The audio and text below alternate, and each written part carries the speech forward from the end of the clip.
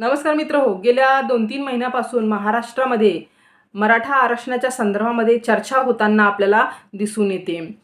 2 वेळेस मनोज जरांगे पाटील यांचं झालेलं उपोषण, 2 वेळेस ते सरकारने सोडवलं आणि त्यानंतर सरकारने वेळही मागून घेतलेला आपल्याला दिसून येतो. आता 2 जानेवारीपर्यंतचा वेळ सरकारला देण्यात आलेला आहे.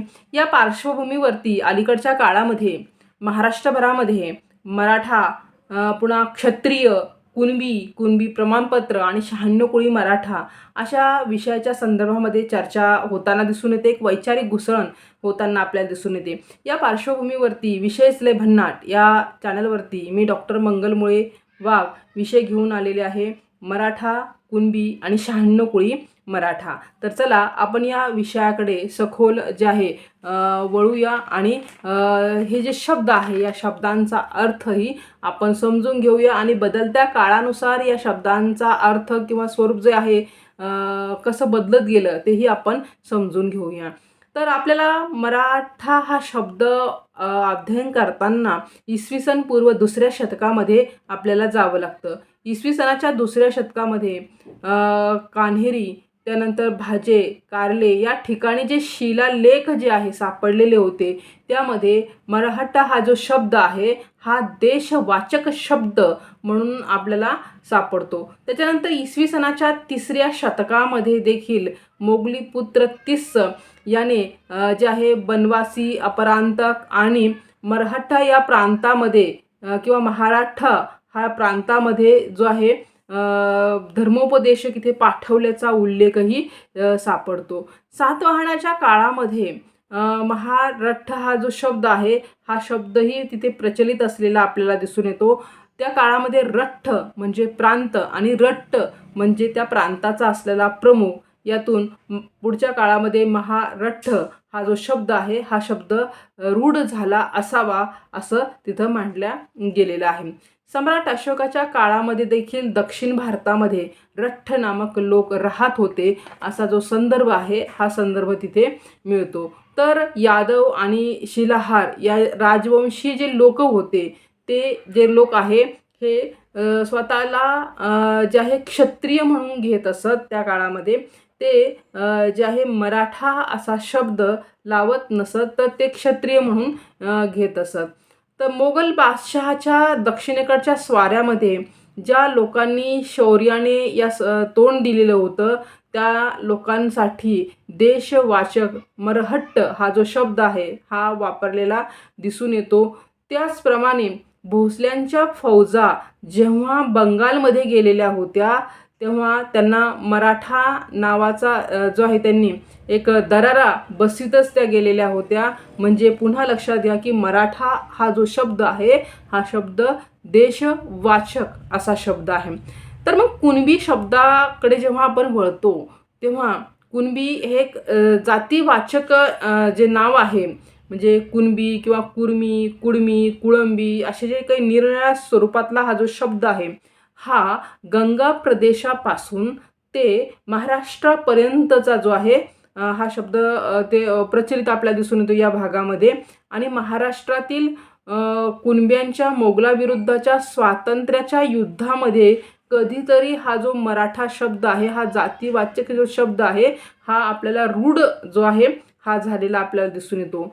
आणि अजूनही वऱ्हाड असेल, नागपूर असेल या प्रांतामध्ये जो मराठा शब्द आहे हा इतकासा रूढ नाही. निजामाच्या काळामध्ये मराठवाडा हा जो शब्द आहे हा शब्द असा रूढ होता पहा की जेथील बोल मराठी तो मराठवाडा असा हा शब्द तिथे रूढ होता.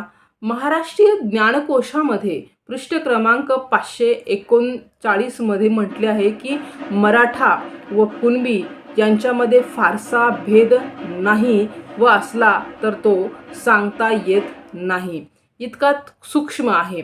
इम्पिरियल गॅझेटियर ऑफ इंडियामध्ये देखील असं म्हटलेलं आहे की महाराष्ट्र हा मराठ्यांचा देश आहे. या लढवय्या जातींच्या वंशजांनाच हल्ली जे आहे मराठा, कुणबी किंवा कुळंबी असं म्हणतात असं महाराष्ट्रीय ज्ञानकोशामध्ये उल्लेख केलेला आहे. ब्रिटिशांच्या काळामध्ये जे काही वेगवेगळे गॅझेटियर होते त्या गॅझेटियरमध्ये म्हणजे मुंबई गॅझेटियर, सातारा भाग, मुंबई गॅझेटियर पुणे भाग असेल किंवा बेळगाव भाग असेल, या भागामध्ये मराठा आणि कुणबी हे जे दोन शब्द आहे, या दोन शब्दांना एकच अर्थाने वापरलेले आहे किंवा एकच म्हटलेले आहे की दोन्ही शब्दामध्ये कुठला किंवा जातीमध्ये कुठलाही फरक नाही आहे. म्हणजे जातींमध्ये फरक नाही आहे, शब्दामध्ये फरक आहे, जातीमध्ये फरक नाही आहे, एकच आहे. फक्त त्यांना काय आहे की वेगवेगळ्या अशा उल्लेख त्या शब्दांचा होतो. या संदर्भामध्ये देखील आपण काही मुद्दे तिथे बघणार आहोत की बॉम्बे गॅझेटियरमध्ये असं म्हटलेलं आहे की कुळंबी या शब्दात मराठा व कुळंबी या मुख्य वर्गाचा समावेश होतो आणि त्यांच्यामध्ये कुठल्याही प्रकारचा भेद नाही आहे. तर बेळगाव गॅझेटियरमध्ये देखील काय म्हटलेलं आहे की या जिल्ह्यामध्ये म्हणजे बेळगावमध्ये मराठा जातीची लोकसंख्या 11,93,000 असून या जिल्ह्यामध्ये जे लोक आहे हे मराठा लोक सर्वत्र आढळतात. ते पवित्र जानवे घालतात आणि हिंदूंसारखे जे काही सण उत्सव असेल किंवा आचारविचार पद्धती असेल त्याही ते पाळतात आणि त्या मराठ्यांनाच काय कुणबी असं म्हणतात. आणि इथे पहा थोडंसं की त्यांना कुणबी असे म्हणतात. आणि जे शिपाईगिरीच्या धंद्यामध्ये आहे, जे शेती करतात ते कुणबी असं त्यांना म्हणतात आणि जे शिपाईगिरीच्या धंद्यामध्ये आहे त्यांना मराठा असं म्हणतात. आणि इथे असंही म्हटलेलं होतं की मराठा जातीच्या वराशी कुळंब्याच्या मुलीचे लग्न होण्यास हरकत नाही असं बेळगावचं जे काही एक गॅझेटियर आहे 21 व्हॉल्यूम 21 त्यामध्ये अशा स्वरूपाचा संदर्भ जो आहे हा सापडतो. असाच आपल्याला संदर्भ अभ्यास करताना जे आहे एक आपल्याला बघावं लागेल की एक म्हणजे न्यायालयीन प्रकरण आहे. हे प्रकरण असं आहे की वर्धा जिल्हा न्यायालयातील हे प्रकरण आहे आणि हे प्रकरणाचा निकाल 23/10/1921 साली दिलेला होता आणि वर्धा जिल्हा न्यायालयाने. आणि त्या निकालपत्रामध्ये असं म्हटलेलं होतं की या त्या काळात जे प्रकरण समोर आले होतं त्याच्यामध्ये एक 9 साक्षीदार आलेले होते समोर आणि त्या 9 साक्षीदारांच्या साक्षी नोंदवून असं म्हटलेलं होतं की मराठा जात ही सर्वसाधारण मुख्य जात असून कुळंबी हा तिचा पोटभेद आहे. शेतीचा धंदा करणाऱ्या मराठ्याला कुळंबी म्हणतात आणि म्हणून मराठा व कुळंबी यांच्यात झालेले जे काही विवाह आहे हे पूर्णपणे कायदेशीर आहे. जेव्हा हेच प्रकरण जे आहे हेच प्रकरण मुंबई हायकोर्टामध्ये गेलेलं होतं आणि 26/7/1923 साली मुंबई हायकोर्टाने निकाल दिलेला होता. या निकालामध्ये असं म्हटलेलं होतं की मराठा जात ही मुख्य जात असून कुळंबी जात जे आहे त्याचा पोटभाग आहे आणि मराठा व कुळंबी यांच्यामध्ये झालेला जो विवाह आहे हा पूर्णतः कायदेशीर आहे. बालाजी आणि त्याचा सासरा म्हणजेच रेणुकेचा बाप सूर्यभान हे दोघेही एकाच जातीचे होते आणि त्या दोघांच्या दरम्यान त्यांचे म्हणजे बालाजी आणि रेणुकेचा झालेला विवाह हा जो आहे हा पूर्णतः कायदेशीर होता असं मुंबई हायकोर्टाने दिलेला हा त्या काळातला निकाल आहे. अगदी अलीकडे पण आपण अशा स्वरूपातला जो संदर्भ आहे म्हणजे मीडियामध्ये अशा स्वरूपाचा संदर्भ आपल्याला फिरताना दिसून येतो. पण लक्षात घ्या की समजा जालना जिल्हा असेल आणि जालना जिल्ह्यालाच लागून आपण बघतो की निकटच काय आहे सिंदखेड राजा गाव आहे. तर ह्या म्हणजे जालना तालुक्यातले काही गावं आणि सिंदखेड तालुक्यातली काही गावं ही जी काही जवळजवळ गावं आहे या गावामध्ये आपल्याला सोयरी होताना दिसून येते. कारण लक्षात घ्या की विदर्भामध्ये काय आहे की कुणबी हे प्रमाणपत्र जे आहे दिलेलं आहे सरसगट जे आहे त्यांना म्हणजे मिळालेलं आहे आणि ते मराठा जातीचे आहे. मराठवाड्यामध्ये मात्र काय आहे की कुणबी प्रमाणपत्र क्वचित कमी लोकांकडे आहे मात्र ते मराठा हा शब्द लावतात. ते तर विदर्भामध्ये काय आहे कुणबी हा शब्द लावतात. आणि इथे लग्न अलीकडच्या काळात पण आपल्याला ही होताना दिसून येते. काही असा वेगळं त्यामध्ये नाही आहे. कारण आत्ता जर सांगितल्याप्रमाणे जे शिपाईगिरीच्या धंद्यामध्ये होते त्या काळामधली गोष्ट ही की त्यांना मराठा म्हटलं जायचं आणि जे शेती करतात त्यांना कुणबी हा जो शब्द आहे हा शब्द उच्चारला जात असत. मद्रास उच्च न्यायालयाचा एक जो निर्णय आहे म्हणजे 1925 सालचं प्रकरण आहे की महाराजा ऑफ कोल्हापूर आणि सुंदरम अय्यर या खटल्यामध्ये देखील कुणबी आणि मराठा यांच्यामध्ये भेद हा केवळ सांपत्तिक व सामाजिक दर्जाबाबत आहे असं नोंदवलेलं आहे आणि सुनिश्चित अशा जातींचा जाती फरकाचा असा आहे कुळंबी आणि मराठा या जातीमध्ये काही फरक नाही आहे. मराठा हे राष्ट्राचे नाव आहे आणि ते जातीचे नाव नाही असं डॉक्टर के.एस. सिंग यांच्या द पीपल ऑफ इंडिया या पुस्तकामध्ये काय केलेलं आहे नोंद केलेली आहे. म्हणजे हा फरक जो कशाचा आहे तर तो त्यांच्या कामाची एक विभागणीनुसार हा शब्द आपल्याला तिथे म्हणजे म्हणता येऊ शकतो.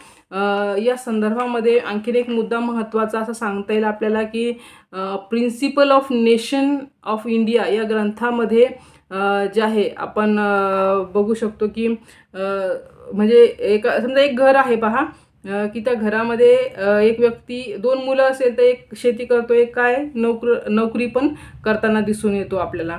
आणि त्या काळामध्ये मग जेव्हा लढा व्हायच्या तेव्हा त्याच कुटुंबामधला मुलगा पण काय आहे लढ्यासाठी उभं राहत असत. आणि मग या principle of nation of India या ग्रंथामध्ये असं म्हटलेलं आहे पहा की स्वातंत्र्याच्या प्राप्तीसाठी कुळंब्याची ती छाती मोठी. आणखीन एक संदर्भ आहे असा की ऐकून कुळंब्याची गर्जना जमीनदारी लागे चरणा. आणि आणखी एक शब्द म्हणजे एक वाक्य असं आहे की कोटी चले कुळंबी के पीछे कुळंबी नाही काहू के पीछे अशा स्वरूपाचा. म्हणजे एकूणच आपल्याला असं संदर्भ सापडतो की ही शब्द एकच आहे मराठा आणि कुणबी मात्र एकूण ज्यांनी लढ्यामध्ये भाग घेतलेला आहे त्या काळामध्ये त्यासाठी मराठा हा शब्द वापरला गेलेला होता. पुन्हा राष्ट्र म्हणून वापरला गेलेला होता जात म्हणून तो वापरला गेलेला नव्हता त्या काळामध्ये. या संदर्भामध्ये जे आहे rice tribe and caste of Aundh या पुस्तकाचे लेखक मिस्टर कॅम्पबेल यांनी असं म्हटलेलं आहे की नागपूरचे राजे भोसले हे कुळंबी म्हणजे अस्सल क्षत्रिय अतएव त्या जातीचे संबंधित होते आणि महाराष्ट्र महारथी मराठा अशी ज्यांनी मराठा यांची ही जी सत्ता आहे ही सत्ता स्थापन केली ते कुळंबी होते. आणि शिवाजी महाराज व त्यांचे बरेचसे सरदार हे कुळंबीच म्हणजेच मराठा क्षत्रियच होते अशी नोंद जी आहे या पुस्तकामध्ये केलेली आपल्याला सापडते. आणखीन एक संदर्भ आपल्याला बघता येईल आणि तो म्हणजे विदर्भामधील अमरावतीमधील एक विद्वान जे आहे काशीनाथ बापूजी देशमुख यांनी नोंदवलेलं आहे 1927 सालचा त्यांचं जे पुस्तक आहे क्षत्रियांचा इतिहास धार्मिक सामाजिक आणि राजकीय माहितीचा. या ग्रंथामध्ये त्यांनी कुर्मी कुळंबी कुडमी या शब्दाची अपभ्रंश रूपं स्पष्ट केलेली आहे. आणि त्यानंतर त्यांनी असंही मत मांडलेलं आहे त्या पुस्तकामध्ये की अलीकडच्या काळामध्ये काही लोक स्वतःला मराठा म्हणून घेतात काही क्षत्रिय म्हणून घेतात आणि काही पाटील म्हणून घेतात कुळंबी म्हणून घेतात मात्र हे सर्व जे आहे एकाच जातीचे आहे आणि क्षत्रिय आहे हे त्यांनी तिथे त्या पुस्तकामध्ये स्पष्ट केलेले आहे.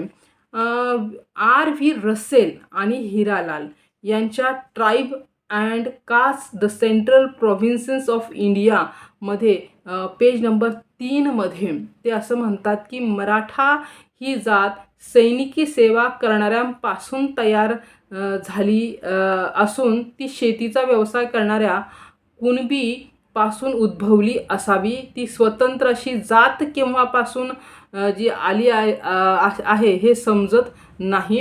1851च्या जनगणनेत कुणब्यांमध्ये मराठा अंतर्भूत करण्यात आलेला आहे. ती स्वतंत्र जात म्हणून जी आहे तिची गणना ही केलेली नाही. या संदर्भामध्ये इरावती कर्वे यांनी त्यांच्या मराठी लोकांची संस्कृती या ग्रंथामध्ये नोंदवलेलं एक मत आपल्याला थोडंसं पाहावे लागेल. या ग्रंथामध्ये असं म्हणतात की जे काही मराठा आणि कुणबी हे काय आहे तर एकत्रितच त्यांचा ते समावेश करतात. पहिली बाब ही आहे. आणि त्या नोंद करतात की हे सर्व शेतकरी आहे व वऱ्हाड व मध्य प्रदेश त्या काळातला, तर तेथील जे काही शेतकरी आहे ते स्वतःला कुणबी असं म्हणून घेतात. तर जे खानदेश असेल, मराठवाडा असेल किंवा मग कोकण असेल, या भागामधील जे लोक आहे ते स्वतःला मराठा असं म्हणून घेतात.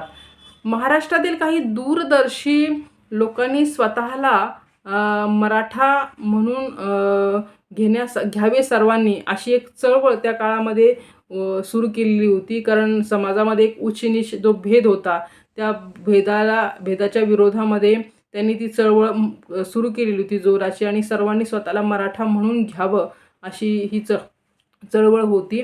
आणि मग हे जे काही कुणबी नाव आहे हे सर्वांनी टाकून द्यावं आणि मराठा म्हणून घ्यावं असं ती चळवळ सुरू झालेली होती. आणि त्याचा परिणाम असा झाला की खाणेसुमारीमध्ये जे आहे कुणबी हे जे सदर आहे हे सदरच काय झालं नष्ट झालं किंवा मग ते नाहीसं झालं, ते राहिलं नाही. कारण श्रीमंत असेल, गरीब असेल, जमीनदार असेल, शेतकरी असेल, सरसकट सर्वजण स्वतःला काय म्हणून घ्यायला लागले, तर मग ते मराठा म्हणून घ्यावा लागले.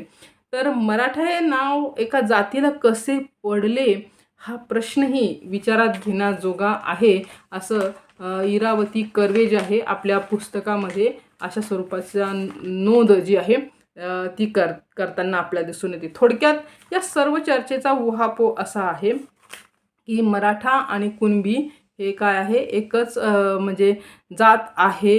शब्दाचा अर्थ थोडासा वेगळा निघत असेल काळानुसार, तरी त्या काही दोन वेगळ्या जाती मुळीच नाही, हे आपल्या इथं लक्षात घेणं गरजेचं आहे. आता पुढचा प्रश्न आहे 96 कुळी मराठा. तर मग आता मराठा कुणबी हे दोन शब्द आपण समजून घेतले. 96 कुळी मराठा कुणास म्हणावे?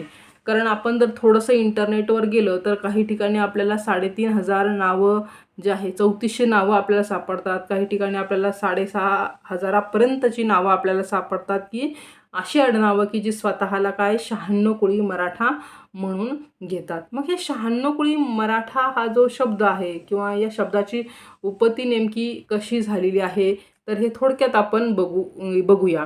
तर इतिहास प्रसिद्ध जे काही नावं काय म्हणजे चाळके असेल, जाधव असेल किंवा मग कदम, शेलार, मोरे, नलवडे, माने, कलजुरे, मालसुरे, गुर्जर, पालव, साळवी, मानव्य हे जे नावं आहे, ही नावं संस्कृत शब्दापासून त्याचा उगम झालेली आहे. आणि ही सर्व घराणे कशी आहे तर क्षत्रिय घराणे आहे. आणि प्राचीन काळामध्ये यांनी राज्य केलेलं आहे. मध्ययुगीन काळामध्ये पण यांनी पराक्रम हा गाजवलेला आहे. ची वी वैद्य यांनी एक मत जे नोंदवलेलं आहे की आर्य, क्षत्रिय आणि नागवंशीय यांच्या मिश्रणाचे महाराष्ट्रातील लोक होत. नागवंश हा आर्य आहे की काय याविषयी स्पष्ट मत नाही आहे. मात्र हे दक्षिण भारतामधील जे काही नागवंशीय लोक आहेत त्यांच्यापेक्षा हे वेगळे नागवंशीय आहे असं मत त्यांनी नोंदवलेलं आहे. आणि याची साक्ष दक्षिण भारतामधील जे काही तमिळ लेख आहेत त्यामध्ये पण मिळतो की महाभारतातील नागकुळांची नावे आणि मराठ्यांच्या कुळांची नावे ही जी आहे पुष्कळ जुळतात. त्यांचे सूर्यवंशी व चंद्रवंशी यांच्याशी मिश्रण होऊन हल्लीचे मराठे बनले आहे. चालुक्य, राष्ट्रकूट, यादव हे अस्सल क्षत्रिय आहे अशी नोंद जी आहे आपल्याला एक वाचायला सापडते. या संदर्भामध्ये डॉक्टर भंडारकर या मताशी त्यांनी आपली सहमती दर्शवली आहे. आणि त्यांनी मत मांडलेले की इसवी सन पूर्व जे आहे 600च्या सुमारास महाराष्ट्रामध्ये आर्य लोक जे आहे हे वसाहत करण्यासाठी आले आणि पुढे ते मराठे बनले. राष्ट्रकूट, यादव, चालुक्य ही ऐतिहासिक घराणी होती आणि हल्लीचे शिर्के, शेलार, महाडी, गुर्जर वगैरे मराठे घराणे देखील प्राचीन क्षत्रिय मराठेच आहे असं डॉक्टर भांडारकर यांनी नोंदवलेलं आपल्याला सापडतं. आता 96 कुळी मराठा जसं आपण बघितलं सूर्यवंशी आणि सोमवंशी यांच्या मिश्रणातनं बनलेले जे काही हे लोक आहेत आणि त्यांच्यामध्ये जे आहे 7 कुळांना प्राधान्य आहे. असंही संदर्भ सापडतो. मराठ्यांच्या 96 कुळी मराठ्यांमध्ये देवक पद्धती आहे. देवकामध्ये पशु, पक्षी, झाड असेल ही देवक मानली गेलेली आहे. काही वस्तू पण आहे. त्यांची पूजा जी आहे विवाहाच्या वेळेस जे आहे या विवाहाप्रसंगी त्यांची पूजा होते. गोत्र पद्धती पण मराठ्यांमध्ये आहे. मात्र गोत्र बऱ्याचशा लोकांना माहीत नाही. म्हणजे एखाद्या मराठा व्यक्तीला जर तुम्ही गोत्र विचारले तर त्यांना त्याविषयी फारसं माहीत नाही. देवी असेल किंवा मग शिवशंकर असेल, खंडोबा असेल यांची आराधना करणारा हा मराठा वर्ग जो आहे हा म्हणजे पुन्हा लक्षात घ्या की मराठा आणि कुणबी या दोन्ही संदर्भ मी एका अर्थाने थोडासा इथे वापरते आहे. तर पुष्कळ लोक जे आहे यातले म्हणजे मराठा आणि कुणबी तर हे वारकरी संप्रदायाचे आहे. त्यांना माळकरी असं पण म्हटले गेलेले आहे. काही महानुभव पंथीय पण तिथे आहे. म्हणजे भगवान कृष्णाची आराधना करणारा वर्ग म्हणजे महानुभव पंथाच्या विचारसरणीचा अनुकरण करणारा जो वर्ग आहे तोही आपल्याला इथे सापडतो. समाजातील जे आहे असे मत एक सापडतं आपल्याला की समाजातील महाराष्ट्रातील मराठा असलेले काही कुळ एकत्रित आले आणि त्यांनी आपल्या वंशाचा इतर कुळांशी संकर होऊ नये म्हणून व्यवहार आणि कुठल्याही प्रकारची सोयरीक उपस्थित क्षत्रिय कुळांच्या बाहेर होऊ नये यासाठी जे आहे 96 कुळं त्या काळामध्ये एकत्रित आलेली होती की आपली सोयरीक या 96 कुळाअंतर्गतच व्हावी, याच्या बाहेर होऊ नये. तर त्यातून 96 कुळ ही जी संकल्पना आहे ही संकल्पना प्रत्यक्षात आली असाही संदर्भ आपल्याला तिथे सापडतो. तर 11व्या शतकापासून जे आहे 96 कुळी मराठा ही जी संकल्पना आहे ही संकल्पना अस्तित्वात होती असाही संदर्भ तिथे उपलब्ध आहे. तर 96 कुळी मराठ्यांची एक वेगळी परंपरा जसं मी आत्ता सांगितलं की तुम्हाला की त्या कुळाअंतर्गतच विवाह जो आहे तो विवाह तिथे व्हावा, 96 कुळाअंतर्गत बाहेर होऊ नये. तर असं एक पद्धत तिथे आहे. आणि ठराविक आडनावाच्या मराठ्यांची दुसऱ्या ठराविक आडनावाच्या मराठ्यांशी व्यवहार व्हावा, सोयरीक व्हावी, इतरत्र ती सोयरीक होऊ नये. त्यामुळे लग्न ठरवताना मराठ्यांमध्ये काय की आडनाव महत्त्वाचे आहे. दुसरं की म्हणजे मुलगी बघायला जेव्हा जातात तेव्हा मुलीच्या मामाचं जे काही गाव आहे, नाव आहे हे विचारल्या जातं आवर्जून. म्हणजे जे 96 कुळी आहे की नाही यासाठी. रसेल आणि R.V. हिरालाल यांच्या tribe and caste the central provinces of India 1916च्या या पुस्तकामध्ये एक मत त्यांनी म्हणजे एक नोंद त्यांनी घेतलेली आहे की मराठ्यांमध्ये 96 कुळे असून त्यांचे विवाह एका कुळाअंतर्गत होत नाही, दुसऱ्या कुळातच जे आहे होतात. मात्र नागपूरच्या भोसल्यांनी त्यांच्या कारकिर्दीमध्ये 7 प्रमुख अशी कुळांचे एक आंतरिक वर्तुळ बनवलेले होते आणि त्यांनी आपसामध्येच जे आहे या कुळांनी जे आहे आपसामध्येच विवाह करायचे असे ठरलेले होते. त्याच्यामध्ये भोसले होते, गुर्जर होते, अहिरराव, महाडिक, शिर्के, पालके आणि मोहिते यांचा समावेश होता. आणि जे आहे अशा स्वरूपाचा नियम त्या काळामध्ये बनवल्याचा उल्लेख रसेल आणि हिरालाल हे नोंदवतात. हे जे 96 कुळी जे आडनाव आहे, 96 कुळी जे मराठा आहे आडनावं जे आहे 96 कुळी, तर या आडनावं 5 प्रमुख नावामध्ये विभागलेली आहे. ती म्हणजे यादव असेल, जाधव असेल, सोळंकी असेल, चव्हाण असेल, मोरे आणि भोसले ही आडनावं जी आहे.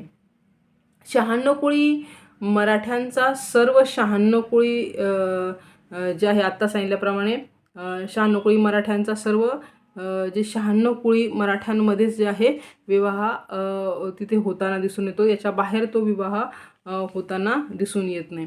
आता यामध्ये आपल्याला पुन्हा लक्षात घ्या इथे संदर्भ की मराठा आणि कुणबी हे जे शब्द आहे हे शब्द आपल्याला मी जरी आता मराठा असे शब्द म्हणत असेल तर त्यामध्ये कुणबी हा शब्द पण तिथे लक्षात घेणं गरजेचं आहे. वेगळं फक्त मराठा अशी जात किंवा कुणबी अशी जात गृहीत धरू नका, कारण दोन्ही शब्द जे आपण सुरुवातीला संदर्भ बघितले तर दोन्ही शब्द एकच आहे. आता मराठ्यांमध्ये काही पदव्या आहे पहा. आडनावं जे बघतो आपण, आडनावाची एक लिस्ट जी आहे सर्वात शेवटी आपण बघणारच आहोत व्हिडिओच्या. तर मराठ्यांमध्ये काही पदव्या आहेत, त्या पदव्यानुसार पण काही आडनावं पण आपल्याला सापडतात. जसं पाटील किंवा पट्टराज ही पदवी आहे. देशमुख किंवा देशपाटील ही जी आहे एक पदवी होती. किंवा मग राणे, राव, नाईक असेल, ही जी काही पदव्या त्या काळामध्ये होत्या. यावरून पण आडनावं ही मराठ्यांमध्ये आपल्याला दिसून येते. आता पाटील ही जी पदवी आहे, ही पदवी थोडक्यात आपण या पाटील या पदवीविषयी बघूया. की जमीनदार किंवा गावाचा जो काही प्रमुख आहे याला पाटील असं म्हटलं गेलेलं आहे. ही राजकीय पद त्या काळामध्ये होती आणि महाराष्ट्रामध्ये जे काही क्षत्रिय त्यांचे आडनावं जे आहे आता सांगितल्याप्रमाणे ते स्वतःला पाटील म्हणून घेतात. आणि पट्टराजा म्हणजे एक व्यक्ती किंवा एक कुटुंबचा एक प्रकारे तो राजाच होता. आणि इसवी सन 1500 म्हणजे 1500मध्ये गावाचा जो काही प्रमुख आहे हा पाटील होता.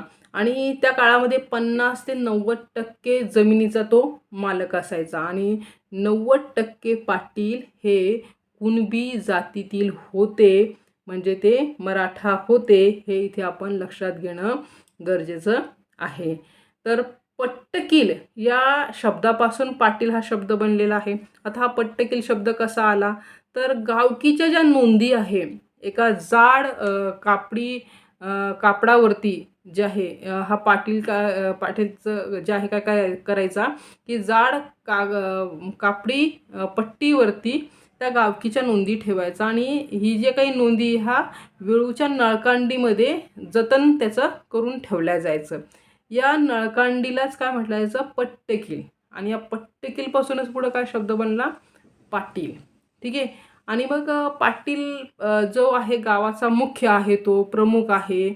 एक प्रकारे तो गावाचा राजाच आहे, कारण गावातले वेगवेगळे निर्णय घेण्याचा अधिकार त्याला असायचा. किंवा जसं सांगितल्याप्रमाणे महसुली असेल किंवा काही फौजदारी ज्या नोंदी असेल ते घेण्याचं काम तो करायचा. त्याच्यानंतर गावामध्ये काही तंटे भांडण उद्भवलेले असेल तर ते पण सोडवण्याचं काम हा पाटील जे आहे पाटलाकडेच असायचा. म्हणजे पाटलाला त्या काळामध्ये खूप असं महत्त्व प्राप्त झालेलं होतं. ती गावामध्ये एकच व्यक्ती असायची, हे लक्षात ठेवा.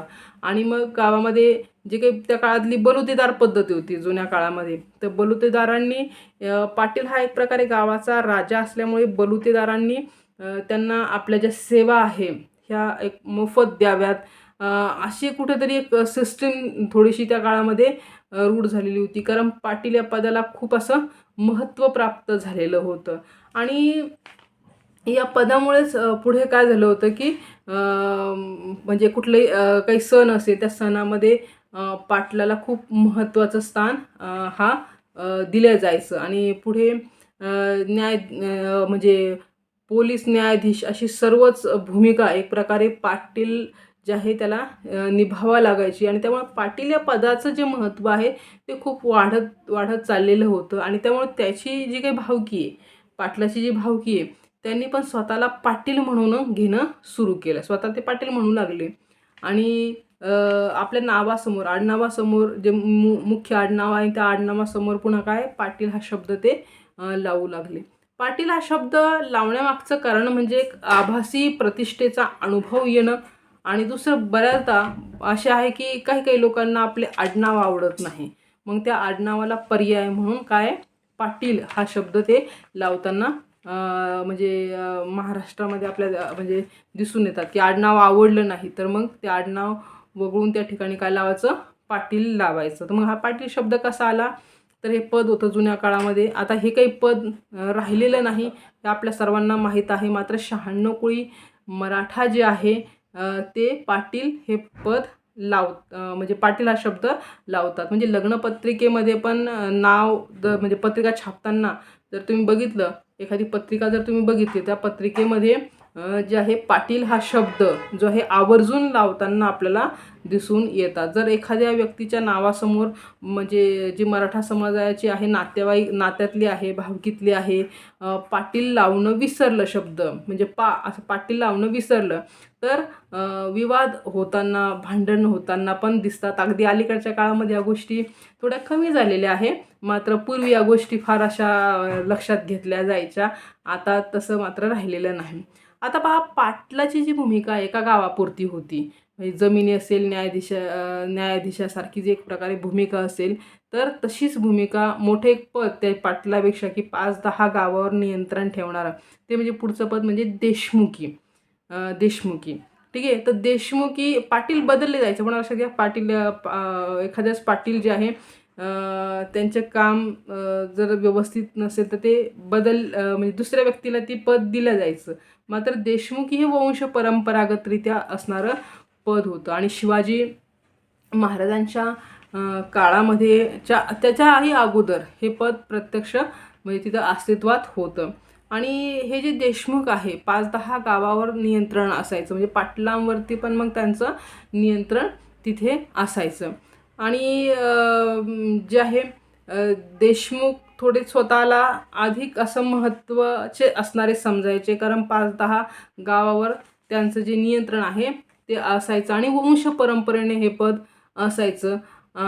देशमुख जे आहे ते एक विशिष्ट धर्माचे नव्हते, हे पण आपल्याला नोंद घेणं, जाणून घेणं गरजेचं की विशिष्ट धर्माचेच लोक होते देशमुख असं नाही.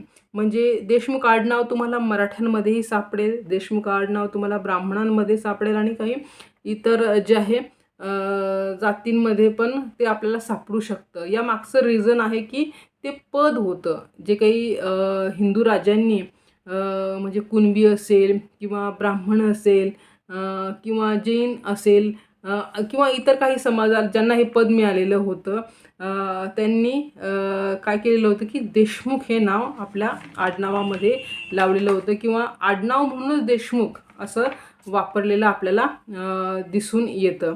तर देशमुख पुन्हा लक्षात घ्या की हा लष्करी आणि फौजदारी, महसुली आणि न्यायालयीन अधिकारी होता. गावाच्या संरक्षणाची जबाबदारी देशमुखावर असायची आणि परगण्याचं रक्षण करणं हे त्याचं मुख्य काम असायचं.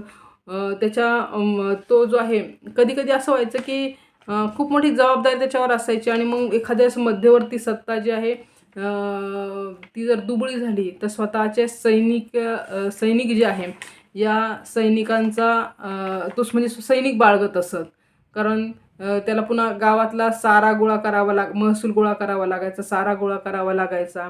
आणि मोठं एक पद असल्यामुळे सैनिक पण तो मध्यवर्ती सत्ता जर दुबळी झाली तर प्रदेश विस्तारही करायचा असते, कारण ते जो सैनिक हे उपलब्ध असायचे. शिवाजी महाराजांचा काळ जेव्हा आला तेव्हा शिवाजी महाराजांनी बऱ्याचशा जे काही देशमुख आहे त्यांचे पद काढून घेतल्याचे उल्लेख सापडतात किंवा मग देशमुख वर्ग जो आहे, लोक जे आहे, पद आहे, तर या वर्गाचा समावेश स्वराज्याच्या बांधणीसाठी पण केल्याचा उल्लेख जो आहे आपल्याला तिथे सापडतो. म्हणजे यांनी जे आहे एक प्रकारे काय आहे की स्वराज्याला हातभार लावणं गरजेचे, कारण देशमुख जे आहे त्यांच्याकडे एक पॉवर होती, एक शक्ती होती, त्या शक्तीचा वापर जर स्वराज्यासाठी झाला तर तो उत्तमच आहे. ही एक चांगली म्हणजे जाण जी आहे असणारे शिवछत्रपती राजे, तर त्यांनी देशमुखांना समजावून स्वराज्याच्या कामासाठी त्यांचा हातभार लावून घेतलेला आपल्याला दिसून येतो. देशमुखांचा जो आहे शासकीय शेतसाऱ्यावरती 2 ते 5% जो आहे अधिकार असायचा. कधी धान्यावर पण त्यांचा तशा प्रकारचा अधिकार असायचा. जेव्हा ब्रिटिशांची राजवट आली, लक्षात घ्या, ब्रिटिशांची राजवट आली तेव्हा देशमुख हे पद जे आहे, पाटील हे पद जे आहे, हे आपल्याला संपल्यात जमा झालेलं दिसून येतं. देशमुखाच्या वर पण एक सर देशमुख पद आहे. काही ठिकाणी आपल्याला महाराष्ट्रामध्ये देशमुख आडनाव दिसतं, तसं सर देशमुख हे आडनाव पण आपल्याला दिसतं. तर ब्रिटिशांच्या काळामध्ये देशमुखी, पाटीलकी किंवा मग सर देशमुखी हे पदं जे आहे, हे पदं काय झालेले होते की ते संपुष्टात आले होते. पण हैदराबाद स्टेटच्या अंतर्गत म्हणजे निजामाच्या राज्याच्या अंतर्गत हे 1948 पर्यंत आपल्याला पदं जे आहे दिसून येतात, म्हणजे ती तशी पदं होती. आता पुन्हा एक तुम्हाला महत्त्वाची जी काही बाब सांगायची अशी आहे, की आपल्याला मी जसं अगोदर सांगितलं होतं, की देशमुखी हे पद केवळ मराठ्यांमध्ये नाही, ते ब्राह्मणांमध्ये पण त्यांनाही मिळत होतं. आणि त्यानुसार ब्राह्मणांमध्ये पण देशमुख आडनाव आहे, मराठ्यांमध्ये पण देशमुख हे आडनाव आहे. काही नावं जसं तुम्ही बघू शकता खालची, म्हणजे काही नावं मी तुम्हाला एक असं सांगते आहे, की जी नावं आपल्याला ब्राह्मण आणि मराठा दोन्ही जे आहे जातींमध्ये आपल्याला सापडेल. जसं की गोपाळ हरी देशमुख असेल, चिंतामणीराव देशमुख असेल, पंजाबराव देशमुख असेल, विलासराव देशमुख किंवा सी डी देशमुख, नानाजी देशमुख, सदानंद देशमुख, असे विविध क्षेत्रामधील ही नावाजलेली जी मंडळी आहे, व्यक्तिमत्व आहे, विचारवंत आहे, हे आपल्याला म्हणजे देशमुख हे त्यांच्यासमोर म्हणजे त्यांचं आडनाव आहे. तर त्यांच्या घरामध्ये कधीतरी हे पद पूर्वीच्या काळामध्ये हे त्यांच्या कुटुंबाकडे होतं, हे आपल्याला इथे लक्षात घेणं गरजेचं आहे. म्हणजे तुम्ही समजू शकता, की हे जे काही देशमुख आहे किंवा पाटील आहे, हे पद जे आहे आजही अभिमानाने मिरवणारा जो वर्ग आहे, हा आपल्याला तिथे महाराष्ट्रामध्ये सापडतो. आणि जेव्हा म्हणजे आणखीन एक वेगळी गोष्ट, की मराठा आणि देशमुख म्हणजे मराठा समुदायातला जातीतलं जे काही देशमुख मंडळी आहे, तर थोडीशी देशमुख मंडळी स्वतःला असं ग्रेट समजतात. थोडंसं पाटील जे काही वर्ग आहे त्यांना थोडंसं कमी असं समजत होती, असं मला लहानपणचं एक थोडंसं आठवतं. आता त्याच्यामध्ये बराचसा बदल जरी झालेला असला तरी पूर्वी ह्या गोष्टी होत्या. कारण देशमुख हा 5-10 गावावर नियंत्रण ठेवायचा, पण पाटलाकडे मात्र एकच गाव तिथे असायचं. तर थोडक्यात इथे आपल्याला जर लक्षात घेतलं आपण, तर या व्हिडिओच्या माध्यमातून, तर पूर्वीच्या काळामध्ये मराठा हे राष्ट्राचे नाव होते, जातीचे नाव नव्हते. इरावती कर्वे नोंदवतात महत्त्वाची नोंद, की हे एका जातीचे नाव मराठा कसे पडले, हे आपल्याला म्हणजे प्रश्नच आहे, कसा म्हणजे हा बदल कसा होत गेला. कारण मूळ काय होतं, की कुळंबी हा जो शब्द होता, कुणबी करणारा, शेती करणारा, या संदर्भामध्ये चॅनलवर अगोदर एक व्हिडिओ आलेला आहे, कृपया सर्वांनी तो आवर्जून बघा. म्हणजे त्या व्हिडिओमध्ये कुळंबी आणि मराठा हे शब्दांची आणखीन एक फोड पण तिथे केलेली आपल्याला दिसून येते. तर सर्वांनी जे आहे कृपया करून व्हिडिओला लाईक करा, शेअर करा, कमेंट करा आणि चॅनलला सबस्क्राईब करा. कारण चॅनलवरती पुन्हा पुन्हा नवीन नवीन विषय येणार आहे. कारण आपण हाताळणार आहोत विषयच लई भन्नाट. तर जाता जाता शेवटी 96 कोळी मराठ्यांची जी नावं आहेत ती आपण बघूया.